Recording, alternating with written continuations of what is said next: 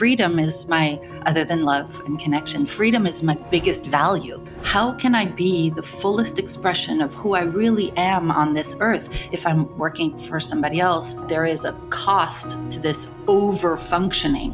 80% of your results comes from 20% of your effort. Conversely, 80% of your activities are producing only 20% of your revenues. It's like this anticlimactic thing because you're like, wow, I make $1 million a year. But what happens is it's not actually about the money. It's about who you become in the process. You have to change inside.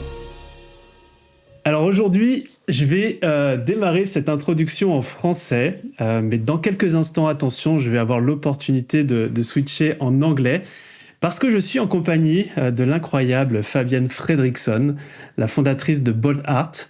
Boldheart, c'est l'un des programmes d'accompagnement les plus reconnus au monde pour aider les femmes entrepreneurs à atteindre le 7 figures sans s'épuiser. Et j'ai envie de le souligner, sans s'épuiser, parce qu'on va en parler aujourd'hui. Et il faut savoir que Fabienne, elle a eu un impact énorme dans ma vie, notamment pendant cette période où je devenais papa pour la première fois. Et Fabienne a une philosophie, et forcément on va en reparler dans le podcast, mais aussi on va en reparler pendant la prochaine rencontre Mastermind Squared, puisque Fabienne sera des nôtres, sera l'une de nos invitées d'honneur. C'est que la philosophie de Fabienne, c'est faire du business sans le hustle, mais c'est de travailler de manière leverage. Et d'ailleurs, Fabienne est l'autrice de plusieurs livres, dont le premier qui a été l'un de mes livres préférés lorsqu'il est sorti, The Leverage Business. Et Fabienne est aussi en train d'écrire un nouveau livre en préparation, le 7 Figure Freedom. D'ailleurs, Fabienne, je ne sais pas si le titre est déjà officiel ou est-ce qu'il peut être modifié oui. sur le podcast. C'est la première fois que ça sera public, voilà. So, Fabienne, I just want to start this interview and I want people to know who you are. Who is Fabienne? So, can you tell us a bit about the origin of Boldheart? And I want to know what was missing in the market when you created it. Okay, so we have to go back 25 years ago in the year 2000, almost 26. And I decided to leave my corporate job in Manhattan to open up my own nutrition practice. And I thought, if I can just make $65,000 a year, just having à mon propre compte, if I can just have that kind of freedom, not have to work for anybody else, just do what I want to do, I would be so happy for the rest of my life. And so I quit my job. I opened up a nutrition practice and I got, 4 clients, my 4 friends, and it wasn't enough money to live in Manhattan. And, I was floating everything, my life, my business, everything on credit cards. And one day I called my father in the middle of the night here in Paris. And I said, Papa, it's not working. I don't have enough money to stay self-employed. And he said to me, Fabienne, if I know anything about you, it's that when you want something and you want it badly enough, you're going to find a solution.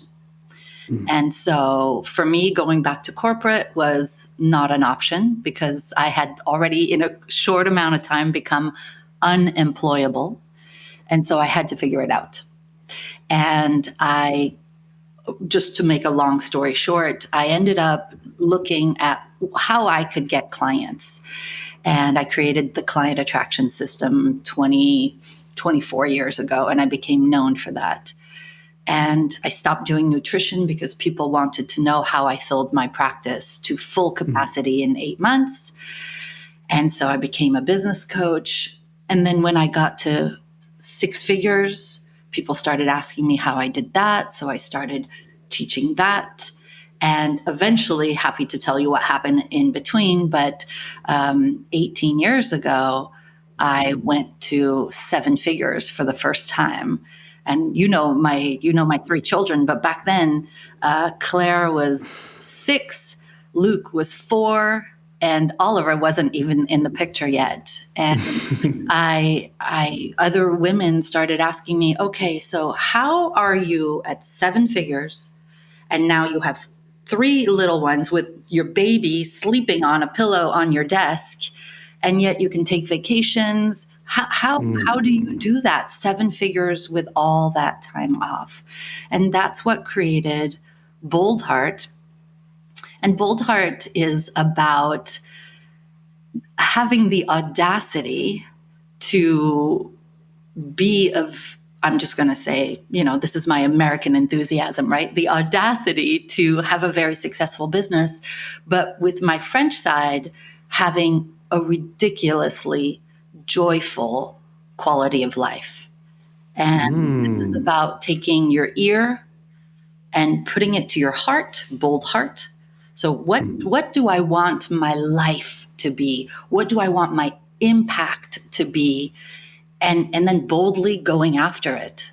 And that's how Boldheart came about in terms of the name of my company. I love this name. I have already told you that bold, like courage, et art, le cœur. It's like 2 words that are separate, but with you, it can work very well together. You have helped thousands of women scale without hustling. So you gave us a hint, your American side, your French side, perhaps it's part of the recipe. But where did your commitment to freedom over greed come from, really? I remember being in corporate and just having somebody breathe down my neck with my sales quotas, and I had to be something in a particular place and do a particular job that somebody wanted me to do. And freedom is other than love and connection, freedom is my biggest value. And I think I've always thought, why am I putting the needs of everybody else, the obligations of everybody else, the requests of everybody else before what my heart says, what my soul wants? I'm a spiritual person, you know this about me. And I seek freedom and expression. And, part of that is like, how can I be the fullest expression of who I really am on this earth if I'm working for somebody else or not doing what I really want to do? So part of that is just freedom above all. Freedom is, so you spoke about love, freedom. I want to dig into, okay, we will speak about business, but I want to speak about personal freedom. And you are known, or I know you as someone who brings support into your daily life. And this is something we don't see much in France. Perhaps it's also the case in the US. So you have said one time that being well supported at home isn't a luxury, it's a necessity. So why is it so hard for entrepreneurs to accept that? I think that entrepreneurs are people who are personally responsible. They feel that they have to count on themselves. We are control, there's this American term called control freak. And I don't want to be a freak, so I call myself a control enthusiast. I'm enthusiastically controlling around my business because, you want things to be done the way you want them, as I do, and probably everybody listening here. We are used to, if we want something to be done, we're going to do it ourselves. The problem with that is that there is a cost to this over-functioning, being in control of everything. And as your business grows, there are just more and more things to control and less time. And what I realize is, especially as a woman, when society, listen, I love men, right? Yeah, I know, but it's your woman moment. It's my woman moment, right? But let's do it. Because I've had the privilege of working with tens of thousands of women, I see into the lives of every client who's ever worked with me, every woman who's ever come up to the microphone at my events. And they are not only in charge of their entire business, but many times they're in charge of their entire family, household, dinners, laundry, school. They're the one who answers the call from the school nurse that the child needs to come home. So the woman is hyper vigilant, hyper functioning. And there gets to be a point at which it's just too much on the nervous system. So what I realized a long time ago is if I want to be a good business owner, if I want to be a good wife, and you know my husband Derek is so wonderful, right? And if I want to be a good mother, I'm going to need some help in the business and in my life. And it's very interesting because in the recent weeks, I had a reel that went completely viral, like more than 1 million views. Is it about the weekend? No. It was the one about getting a personal assistant at home. Oh yeah, I saw this one. Yeah. And the comments are divided. So many people are saying, tell me more. I never even thought that I could have a personal assistant to return the Amazon boxes and buy the children's birthday party gift and, fill the dishwasher and whatever. And take care of the paperasse, that there's so much of here. And so many people saying women, that's your role as a mother, that's your role as a wife. And my philosophy is if you want to have a very successful business, impacting people's lives and living your life's purpose, but you also want a delicious life, if you want it all, you're going to need support in both areas of your life.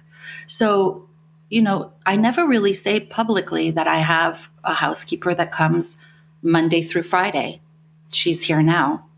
Mm-hmm. She comes for just 2 or 3 hours every day. And that seems excessive to people because we're not taught that we should be supported, especially as a woman, because it's our role to empty the dishwasher and to, make the beds and do the kids' laundry. And it makes, I think some of the comments said like, Fabienne, you're not a real woman. That's interesting. How do you feel about that? Sometimes I feel misunderstood. And sometimes I feel like I want to respond.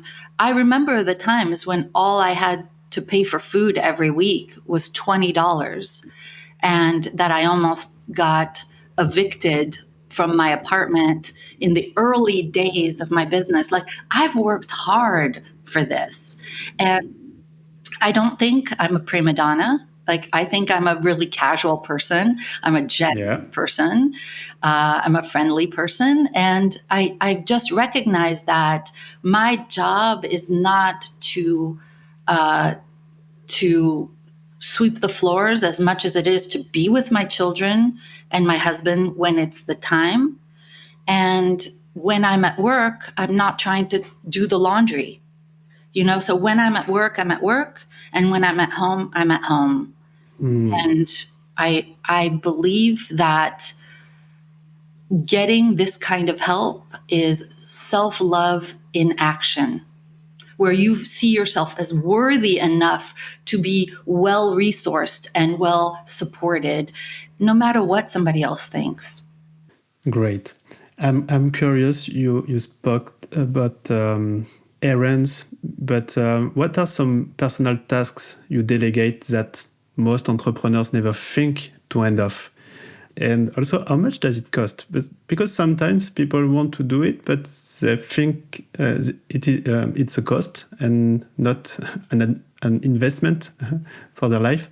So for a personal assistant or a concierge, I've had one in the US, anything from $20 to $30. I've never paid more than that in the US. Here in Paris, I've paid everything from 30 euros to 75 euros an hour. And somebody who can, like I said, return the Amazon boxes, take care of your paperwork, get a new carte vitale for your child, book your dentist appointment, somebody who can, order the wine delivery when you're having a party, really like anything that you should. Let me backtrack and say, every time I have to do something, I think, who else could do this for me? And I know that could so easily be judged by somebody. Like, why can't you do it, Fabienne? But if it's something that can be delegated, and then I can use my time to either be with my family or with, my clients or writing another book, why wouldn't I? Is my time, we all have limited number of hours in the day. Is my time better used somewhere else? Like, my time is not better used when I'm being with my children, right? And, so that I love to cook, and I love to go to the market because we've been to the markets before together. That for me is a joy, right? So I will go on a Saturday morning to the marché, and I will enjoy getting the cheeses and all of that. But I will, let's say, do a grocery delivery from Monoprix because that takes me 5 minutes, and that's not joy to go to the Monoprix for me. Yes. So it's really just looking at, is this the best use of my time? Why am I doing this? Could somebody else do this for me? And what would I do with my time if I got that time back? This is great. And this is leverage. This is leverage. So leverage in French is effet de levier. It's less sexy, yeah. But leverage is sexy to begin with. But yeah, this is leverage, and you spoke about it's so having support at home is an act of self-love. Yeah. But you also teach the art of receiving. And why do entrepreneurs struggle to receive support? And how they can practice receiving better? I think it's, again, going back to, if it's going to be, there's a saying that says, if it's going to be, it's up to me. The entrepreneur, as you know, comes from the verb entreprendre, which means to initiate and to take action. And we are somebody, most of us are high idea generators, and we are also quick starts. I'll explain what that means. A high idea generator is like, oh yeah, why don't I do this? Why don't I do that?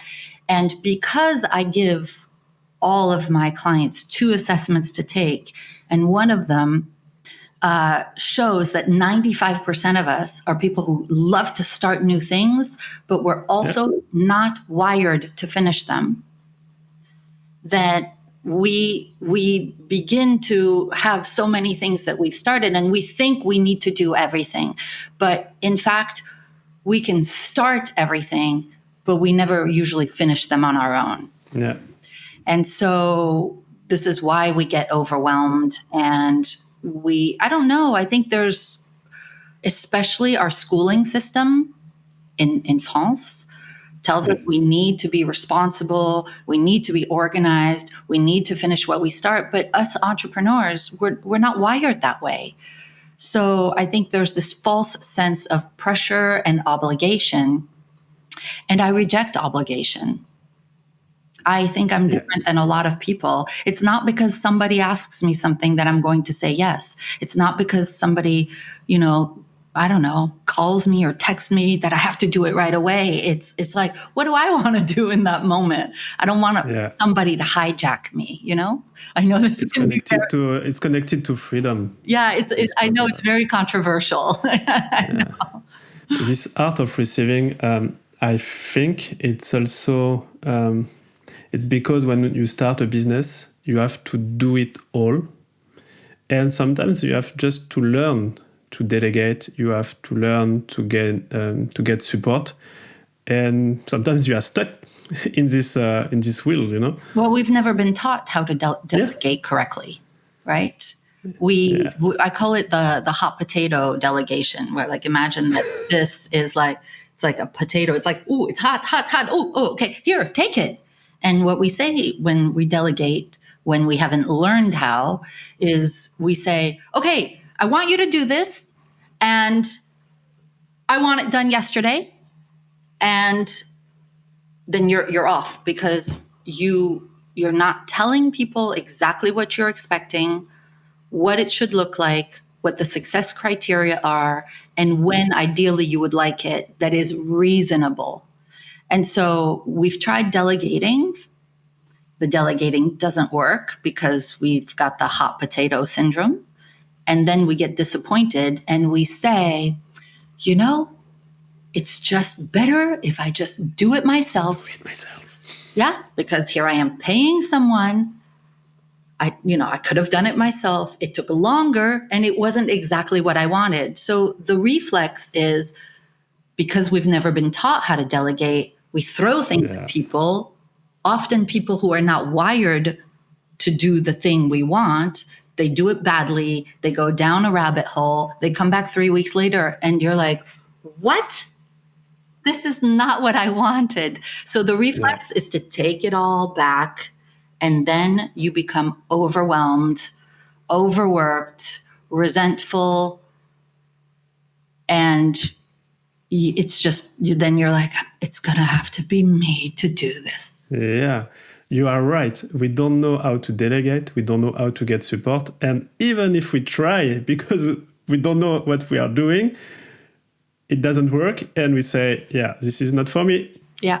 And, see, I told you I should have done it myself. Yeah. So this is great, because I wanted to talk with you about building a self-sustaining business machine, and delegation, I think, is part of it. In your book and in your methodology, The Leverage Business, you describe a path to 7 figures without exhaustion. And I will be happy to speak about the core principle behind that model.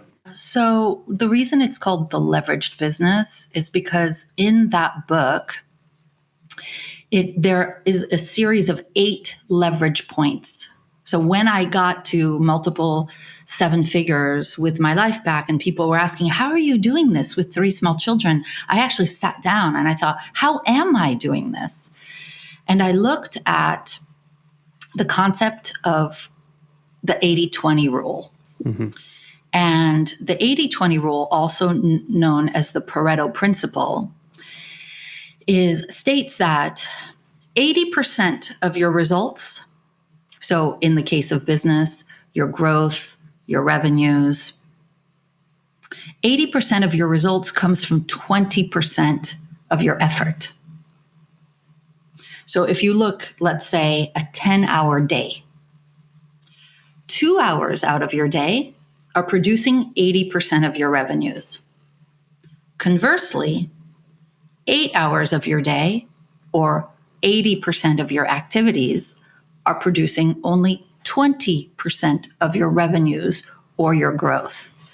And when I'm analyzing anything, I'm looking at this, is this part of the 20 or is this part of the 80?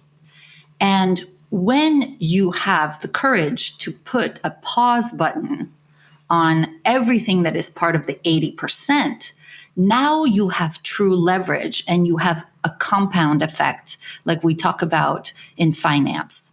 So imagine that you take your 10-hour day and you put a pause button on the 8 hours of stuff and activities you used to do that don't produce that many results.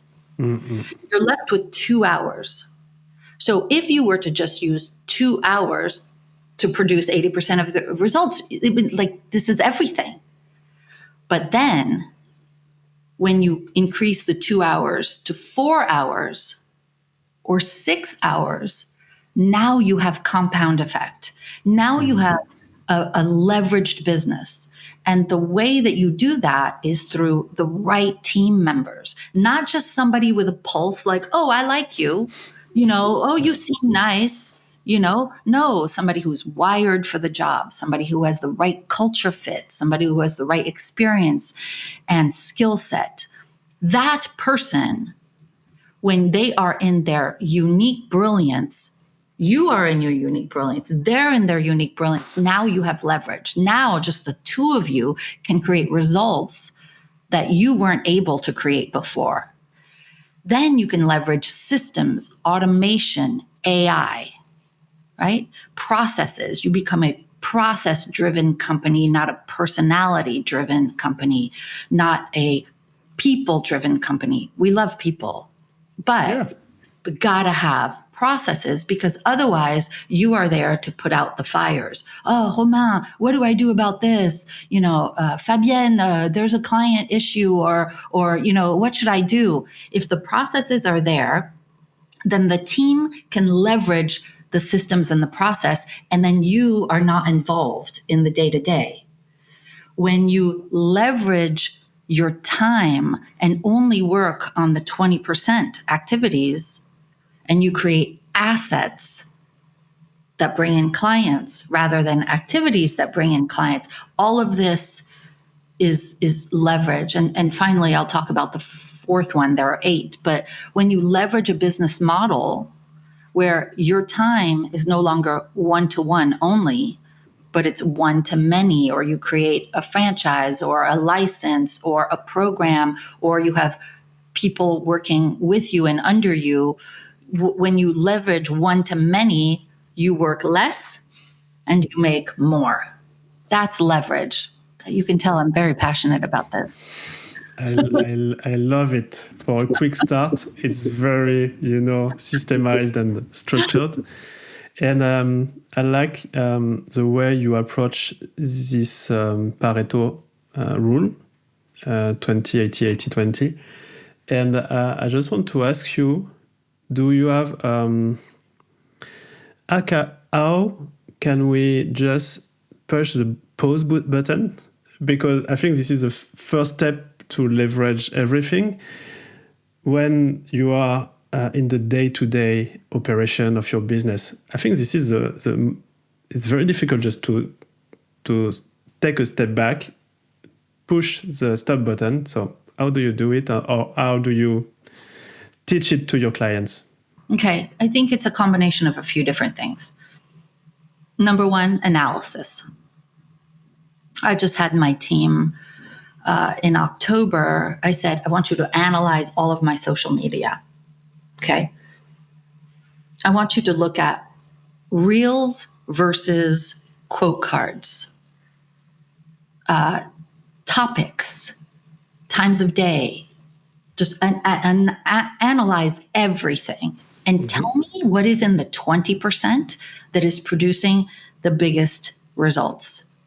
And then once I got the results, I said, okay, just stop doing all the things that aren't working enough. The problem is the lure is that we think we need to do 100%. Like, oh, it's producing 20% of results, so we should keep it. Mm-hmm. But that means that you're working to create those 20%. And if you said no, you had the courage to say no, right? So number one is analysis. Number two is courage to say, okay, I'm only going to work on the things that are actually really working. And that is then leads to the number 3, which is resistance to obligation. Obligation states, I don't know, I think when I went to school, it was like, you have to be good at everything. Mm-hmm. And I was good at some things, but I was terrible in chemistry and maths and, biology and all of that. But our school system wants us to be good at everything. So we force ourselves to be good at the things we're not good at, to improve our weaknesses instead of delegate them. My approach is, I want to get better at what I'm already very, very good at, and I would just ignore and remove the things that I'm not good at, because you cannot ever get really, really, really good at something that you're not wired for or that you're not good at. So why try? And instead just stop doing it and become masterful at the stuff you're already predispositioned to be good at. That is mastery. That is when you see somebody doing something and you're like, wow, they are out of this world, it's because they've stopped trying to get good at stuff they're never going to be good at. Even if they worked at it, they would be mediocre at best. So mastery comes from embracing your magnificence, which is the name of my first book. Embrace things you're magnificent at, and then focus on that instead. This is what you call also unique brilliance? Yes. Zone de génie en français? Yes. Unique brilliance is looking at the things that come to you naturally, that people say, wow, you're so good at that. It's easy. You get filled. Like when you do it, you feel a very big sense of satisfaction. The time goes by, like you don't notice. It's a joy. You could do it for free all day long. And if somebody said the next day, would you do it for free again? You'd be like, okay. But, all right. Because you get fed and you get better at it. Everything else, all the other things that you do, even if you're really good at it, there are some times where you wouldn't do it for free.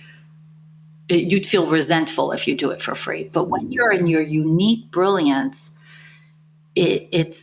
I'll say this, again, I'm a spiritual person, and I believe that we are given gifts that only we have.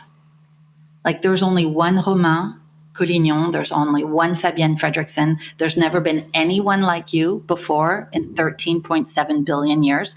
There's nobody like you right now, and there's never going to be anybody like you. And you have shown up in a particular way, and that's your unique brilliance. And I believe that it's your job to be the highest expression of that unique brilliance. Because I think that's why we're here. That's our life's purpose. And so when we can, I'm just going to say one more thing about this. When we can monetize our unique brilliance through our business, then it's joy, it's impact, it's expression, it's fun. Yeah, it's an infinite field of exploration. Thank you, Fabienne, because we spoke about the leverage business, but I have touched with you your spiritual side of the business, and I love it also. So this is great. You are writing your new book. So I don't know if I spoiled something calling it the 7 Figures Freedom, but I love it. I might change the name, but right now it's still that. Okay. I'm curious because I had the feeling in the leverage book that you had told us everything. So how does this new book expand beyond the leverage business, and what does it add actually? It is a deeper, I feel like the first book, The Leveraged Business, was more about systems and what you do. And 7-Figure Freedom is going to be about who you need to be. And it's about identity. It's as simple as your identity, your self-image, and how you show up in your business. So when you understand the difference between the conscious mind and the subconscious mind, the subconscious is your identity. And 95% of your actions show up from your identity. So identity drives behavior. 7-Figure Freedom is about identity-based leadership. And what I mean by that is shifting from this identity or this self-image of being the doer, the indispensable one, and instead becoming the person who leads from this vision rather than constant effort. It's about moving out of obligation. I'll do everything myself. I'm the one responsible. I've got to get all the clients. I've got to deliver all the work. I've got to lead the team. I am needed. It's like this white knuckling, like I need to be involved in everything, and to move into the the belief that I am here to create the vision. I am here to create the culture. My presence is what, me being in my unique brilliance is actually what drives the business, not me doing everything, not me doing the things that I'm competent at or incompetent at, and really being in my zone of genius. It's about scaling through structure, but not self-sacrifice, which leads very much into what I will be talking about in your next mastermind is how do you scale to 7 figures or multiple 7 figures without burnout? Yeah. This next book, the first book didn't talk about burnout. This one talks about self-sacrifice, what must change, this idea of reducing the overfunctioning, and it talks about nervous system regulation. It talks about the power of community, the really just becoming a new person. And that's what I realized the first time that I became a 7-figure business owner in 2008 is I say it's like this anticlimactic thing, because you're like, wow, I make $1 million a year. And people are, it's like, should we celebrate? And yeah, Derek and I opened a bottle of champagne that night. But what happens is it's not actually about the money. It's about who you become in the process of being a multiple 7-figure business. You have to change inside. And I didn't spend enough time in the first book talking about this. This is more of a vision-based leadership, an identity, and like letting go of the old that keeps you at 6 figures or that keeps you at 7 figures, but like overworked and resentful. Because here's the thing, most people, even with a 7-figure business, they would not be able to take a year off and have the business continue to be even at the same level. That's not a business, that's a job. Yeah. And the whole idea is like, who do I need to become on the inside to have a business that can run without me? A self-managing business, a leveraged business, where you can show up 3 to 4 hours a week, but can the business run without you?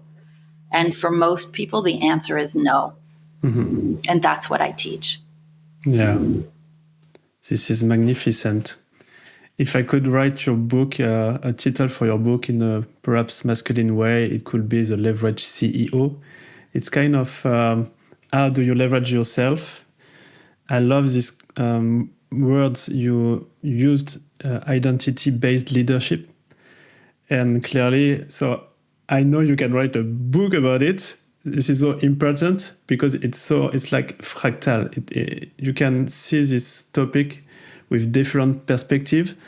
And you spoke about burnout.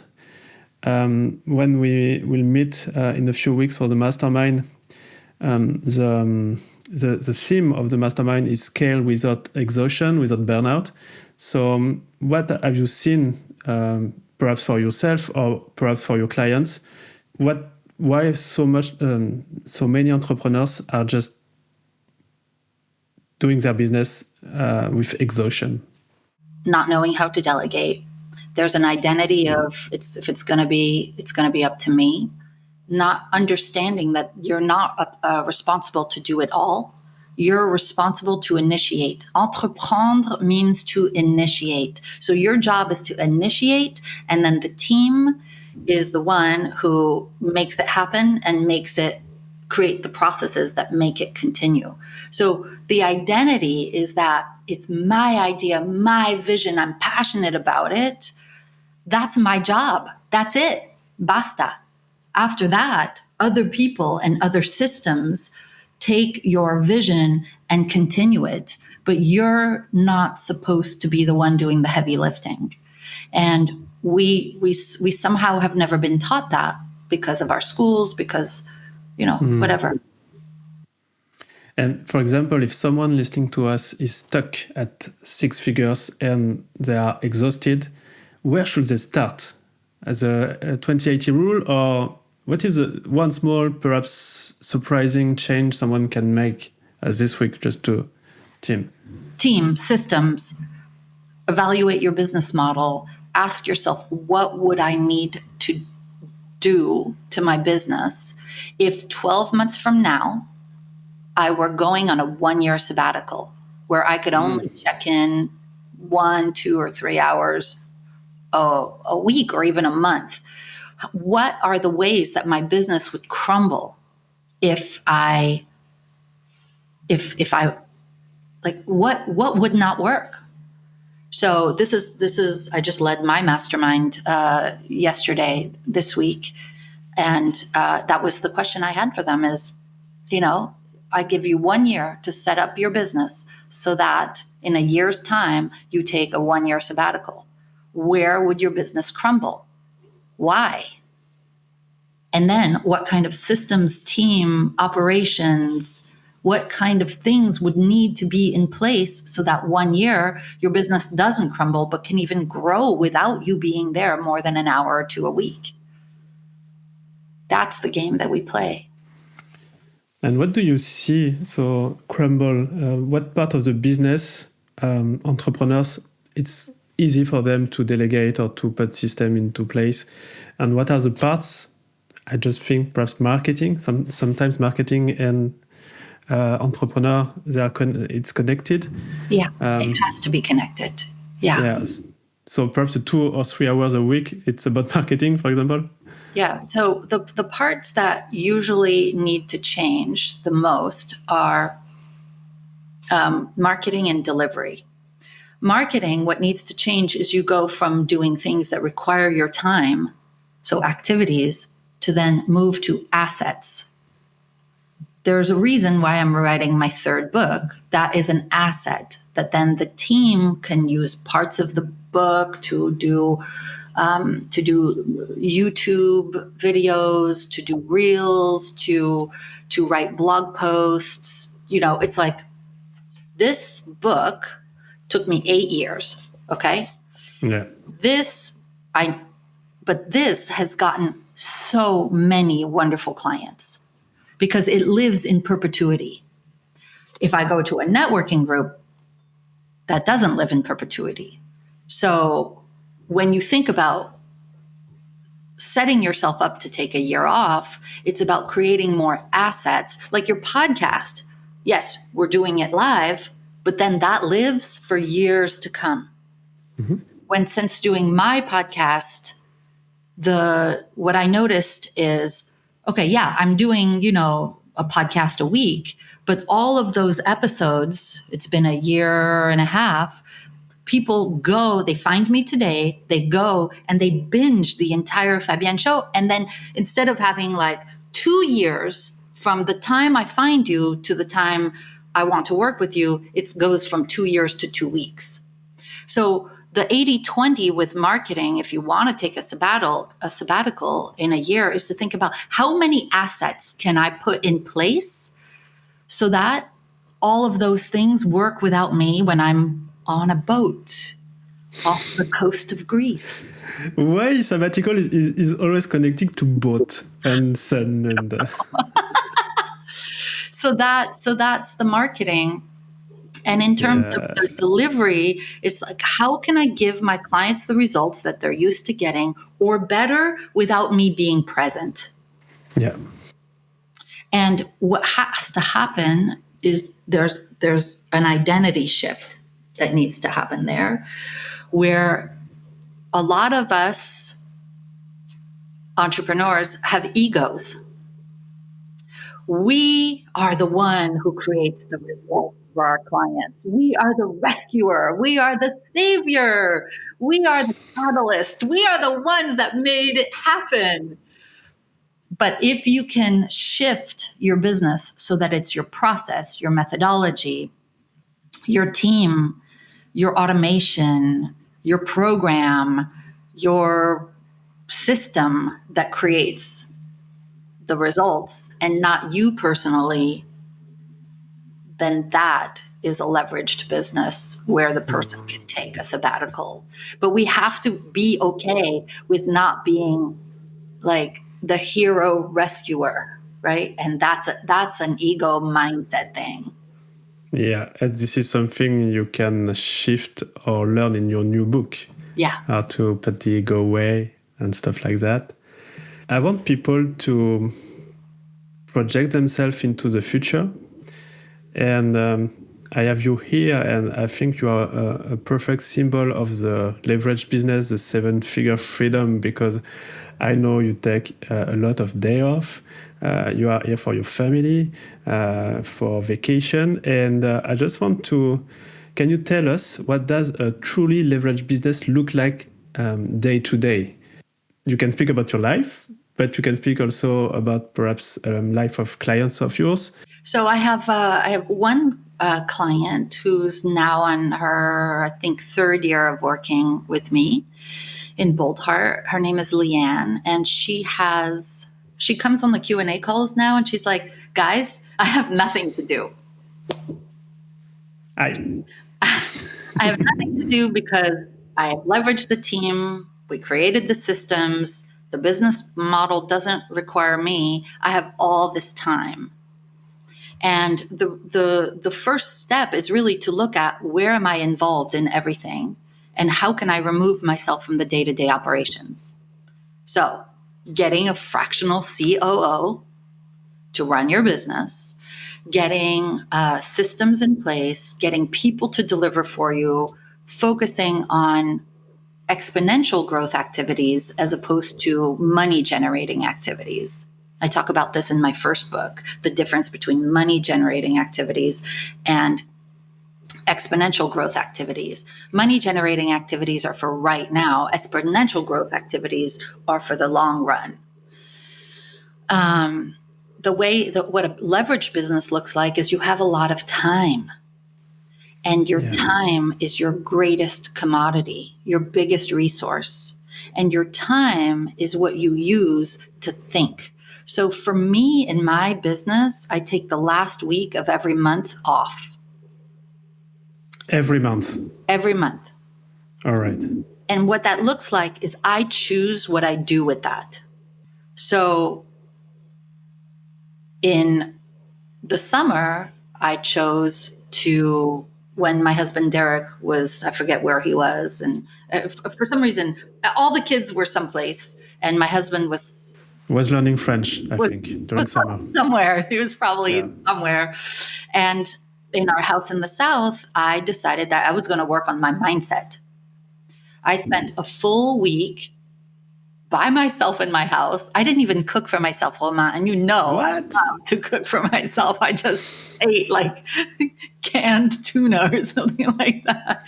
And I worked on my fear of visibility.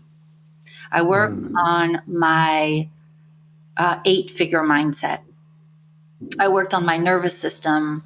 Can I allow 8 figures into my life? So that was me this summer, that last week, working on me as a project. In September, the last week, I went to Sardinia. We went with friends, boat, lovely lunches, wine, was that. And then 2 weeks ago, I worked on my 7-figure freedom book. A fully leveraged business is one in which you say to yourself, what do I want to do today? Yeah. It's about freedom of time. It's about freedom from obligation. So you have a freedom from and you have a freedom to, as Dan Sullivan says, right? So freedom from obligation, being there at a certain time, etc. And then freedom to, what do I want to do? You know what? I want to go to Sardinia, or I really want to work on my book. But in that last week, when somebody says, like a team member puts something in my calendar, I go to them, I'm like, no. That is my week. Follow the process. I'm like, I know it's important to you, but that's not important to me. Move it to another day. Saying no is also part of the 7 figures identity. Yeah, a lot of people create time in their business to work on their book or to work on something. They even make an appointment in their calendar, and then they put things right over it. There's a client crisis, they go in there. There's a team thing, they go in there. And then all the time that they wanted to use to create exponential growth things just gets erased. So it's an identity thing. I want to touch on emptiness. So one of the greatest result of having a leverage business is the time. It's the asset. And sometimes I'm hearing also in our masterminds that, okay, what do I do? And I feel entrepreneurs just not knowing what to do. And you touched on this topic in the reel. I thought it was your banger, but it was not. It's a sacred weekend. Yeah, the sacred weekend. And I think you have sacred week, sacred weekend. Can you touch on that a bit? Yeah, the sacred weekend is where I think because we're not supported enough, we use our weekends to do all of our errands. Mm-hmm. So we pick up the dry cleaning, we go to the supermarket, we go to the post office. We do it all on Saturday because in France, everything is closed on Sunday, right? Yeah. So it's like Saturday is another work day. And I tell my clients, and I live myself, like I wake up and I'm like, how good can I have today be? So Derek puts on Baroque music for me, and we have coffee together because that's my favorite music. And then we decide at around 10:30, should we go to the market? Should we go to the museum? Wherever, if we're in Paris, we're in the South. It's like, what do we want to do this morning? And then we have a 2 or 3 hour lovely, lovely lunch. And then what do we want to do in the afternoon? And it's like, what do I want to do with my weekend? Yeah. And very rarely, if ever, I'm doing something that I need to do. And that was another reel that people thought, who are you? But this is where do you come from? Where do you come from and who are you? But this is le plaisir. Mm. You're already during the 5 days a week giving to your clients, giving to your team, taking care of obligations. When is it going to be about pleasure? About pleasure, and I think I saw on this sacred weekend reel that you plan in advance what you want to do during this weekend. Is it also part of your way of seeing things? Yes, because I think that when you... Okay, so here's what I tell my clients. Book all your vacations ahead of time. Mm-hmm. Like, look at the year and say, I'm going to go on all these vacations because I'm getting them to take the last week of every month off. But like, book the flights, book the hotels, because if you don't, everything else will fail. You won't do it. Yeah. Believe me, I've coached tens of thousands of people. They will not do it. So when there's money involved, meaning you've already booked the flights, they're non-refundable, you've already booked the car or the hotel or the Airbnb, you have to go. And it's the same thing, every 2 weeks, not in this period because it's a little cold, but every 2 weeks, Derek and I go for a 3 or 4 day weekend in our house in the South. And it's because he gets the trains and we just do it. I don't know how to explain. It's you book it and then you show up. I just do what's on my calendar. If it says I'm going to Florence, then okay, we have the booked tickets. Let's go to Florence. And that takes some time to think about. Yeah. But just giving, you've heard my husband Derek say, every vacation we used to take a staycation when we lived in New York and here. So can you explain what does it mean, staycation? Yeah, because staycation, especially if you have kids, if you decide to go on vacation in your town. So I live in Paris. but we've done this before. It's about getting a hotel in Paris, getting somebody to stay with your kids for 1 night or 2 nights, and you're on vacation, but you don't have to fly anywhere. You go to your favorite restaurants, you go see the new expo, you go whatever, you go enjoy. When we lived outside of New York City, we would drop the kids. We did this every 90 days. We would drop the kids off at the bus stop at 8:30 in the morning in front of the house. They would go to school, and then we would get in a car and drive 45 minutes to New York City, to Manhattan, and we would stay there for 2 nights. And the nanny or the au pair would pick them up and make them their dinner and get them to bed and, help with homework.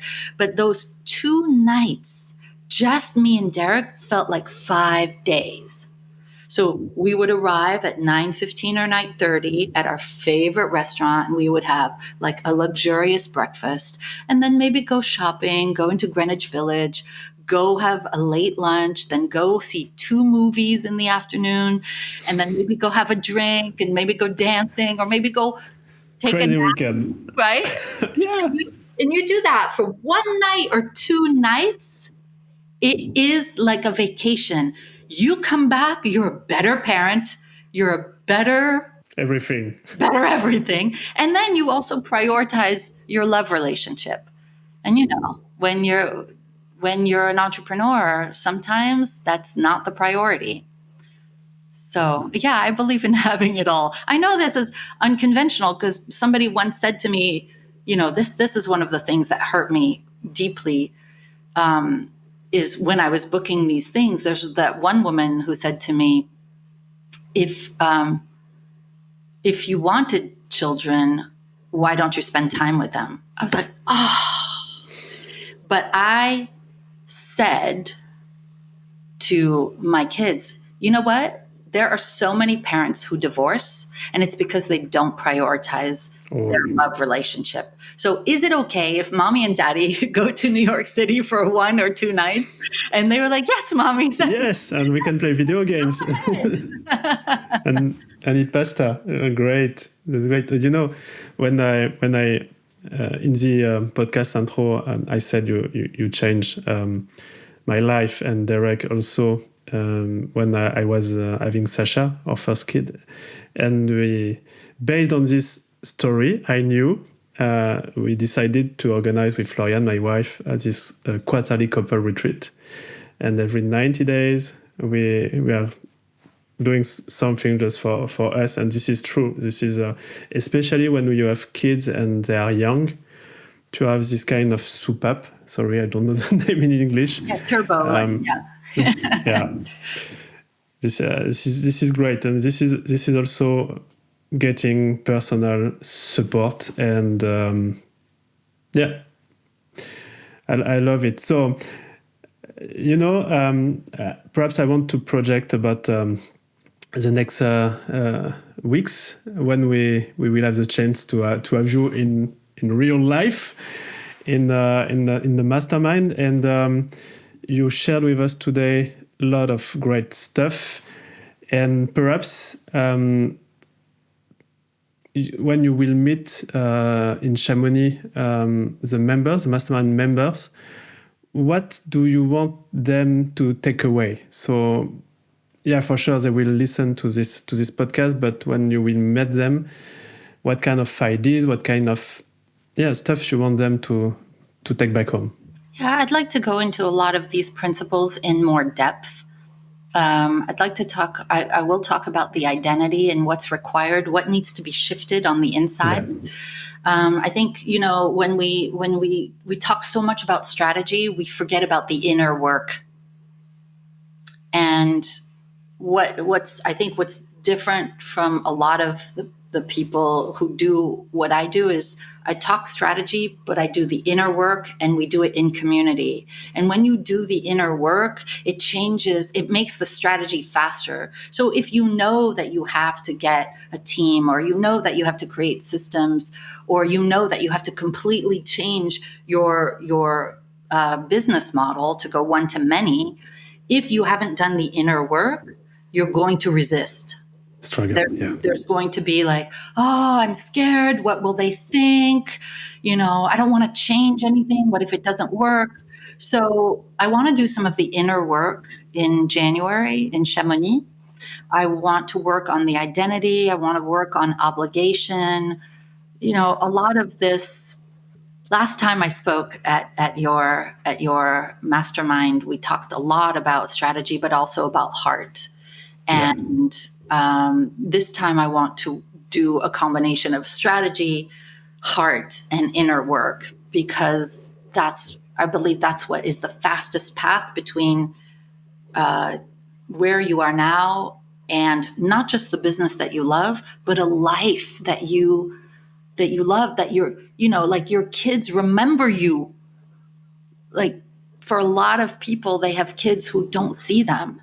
And I think to prioritize that delicious life of like family and